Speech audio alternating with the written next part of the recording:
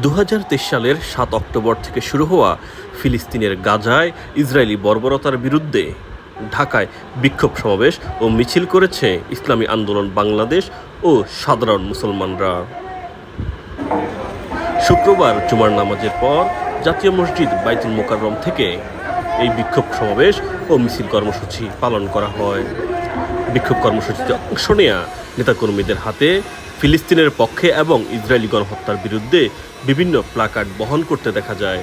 অনেকে ফিলিস্তিনের পতাকা উত্তোলন করে ফিলিস্তিনের প্রতি সহমর্মিতা ও সংহতি জানান। বিক্ষোভ কর্মসূচিতে অংশ নেয়া মুসল্লি এবং ইসলামী আন্দোলনের নেতাকর্মীরা বলেন, জাতিসংঘ এবং আমেরিকার প্রত্যক্ষ এবং পরোক্ষ মদদে ইসরায়েলি বাহিনী ফিলিস্তিনে গণহত্যা চালিয়ে যাচ্ছে।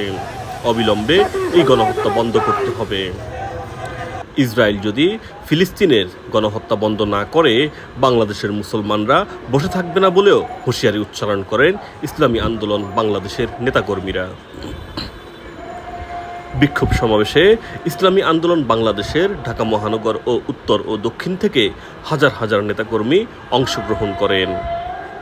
একই সঙ্গে বিক্ষোভে অংশ নেয়ারা সারা বিশ্বব্যাপী ইসরায়েলকে সমর্থনকারী বিভিন্ন প্রতিষ্ঠানের পণ্য বয়কটেরও আহ্বান জানান। পাশাপাশি প্রতিবেশী দেশ ভারতের পণ্য বর্জনেরও আহ্বান জানিয়েছেন ইসলামী আন্দোলনের নেতাকর্মীরা।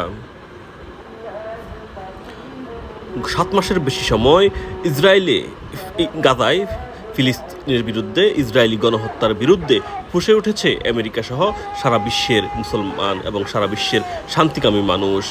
তারই ধারাবাহিকতায় বাংলাদেশে প্রায় 1 সপ্তাহের বেশি সময় ধরে ফিলিস্তিনে ইসরায়েলি গণহত্যার বিরুদ্ধে বিক্ষোভ চলমান রয়েছে।